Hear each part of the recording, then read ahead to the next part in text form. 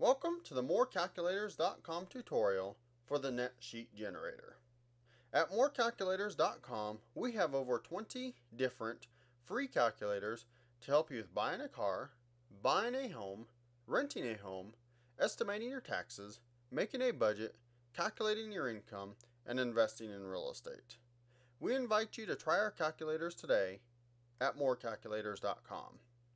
To get to the net sheet generator, just go to the morecalculators.com homepage and scroll until you see the net sheet generator. And you'll see online estimated net sheet for sellers. Now, the net sheet generator is generally used by real estate agents to provide their clients with a net sheet for their property. It can be used anytime during a transaction or is usually used during a listing presentation. So let's go ahead and go through these questions together. The first question is pretty simple. What is the property address? Now, this has two functions. The first, it prints on the top of the report so that it can be identified by address. And the second reason is the report will generate a Google map for you. So we'll go ahead and enter the information. It'll take just a moment here.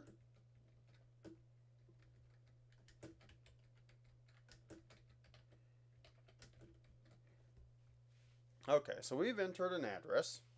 Now, it wants to know the client's names.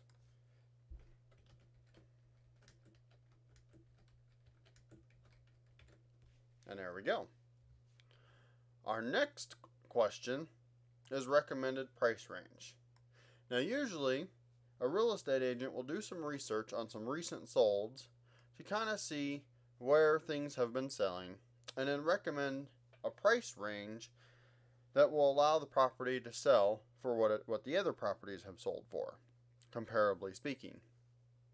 Now, you'll see the example has the dollar sign as well as commas. We'll want to go ahead and enter our information just like the example.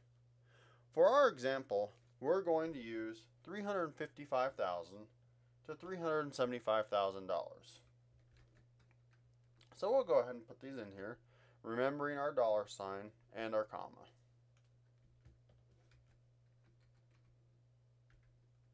Okay. Our next question is our target sales price. So we may end up listing this property for, say, $355,000, and then we might have a price reduction or two, and then we'll hit, hopefully, our target sales price. For this example, we're going to go with $338,500. Okay? Now, the next question is desired currency symbol. Now, the dollar sign is perfect if you live in the United States or Canada. However, this can be used anywhere in the world, and so you may need to use a pound symbol,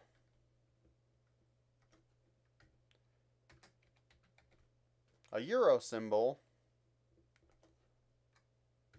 or a yen symbol. Now, how I put these in is I hold down the Alt button and then type in 0163 and release the Alt button, and that gives me a pound. Okay?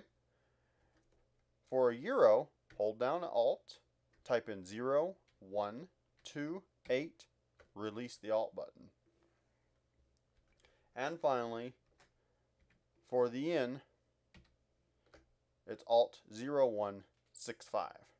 Now, if you put in some symbol here, we'll probably want to copy it. You can right click on it, select copy, and then right click on it and select paste, right click on it, select paste. Okay? So that's how we're able to move those up there. But we'll go ahead and move back to our dollar sign here. And move on to the next question.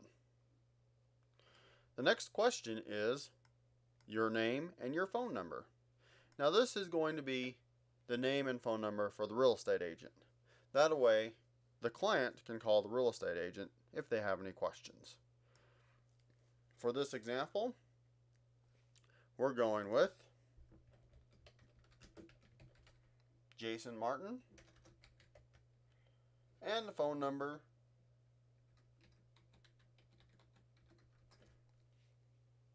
and there we go. So that's that. So that's our preliminary information. Our next section here is costs of sale. Okay? Now, the first part of the costs of sale is the real estate commission. Now you'll see there are 2 entries for real estate commission. There is a special reason for this.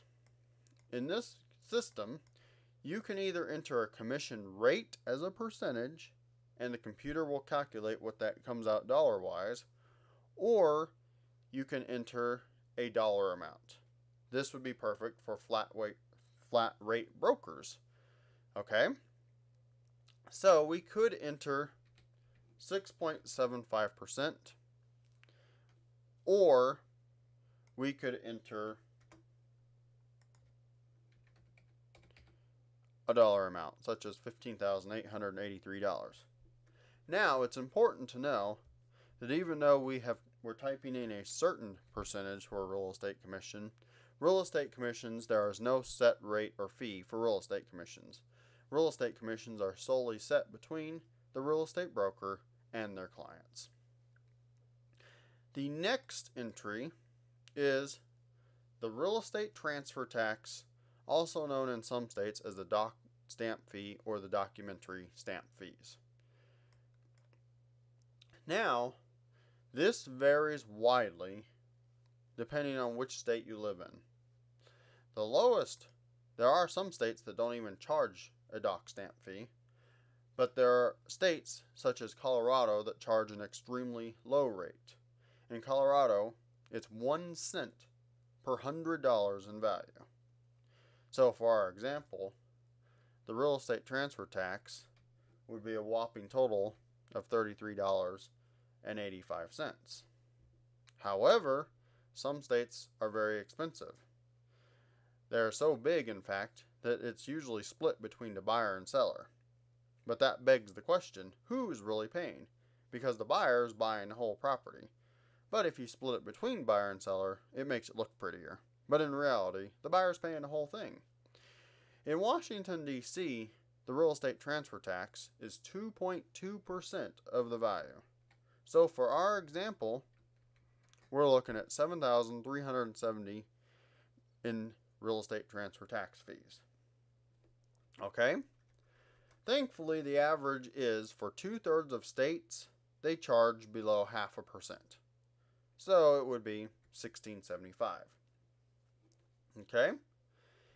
In Florida, it's 70 cents per $100 in value. So we'd be looking at $23.45.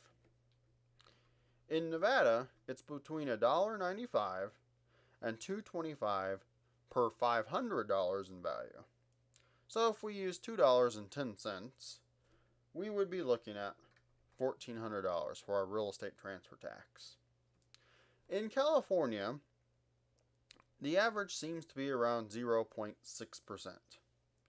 However, that's for the 10 largest cities, and many other places would be 0.11%. However, there are some exceptions. Oakland, San Francisco, and LA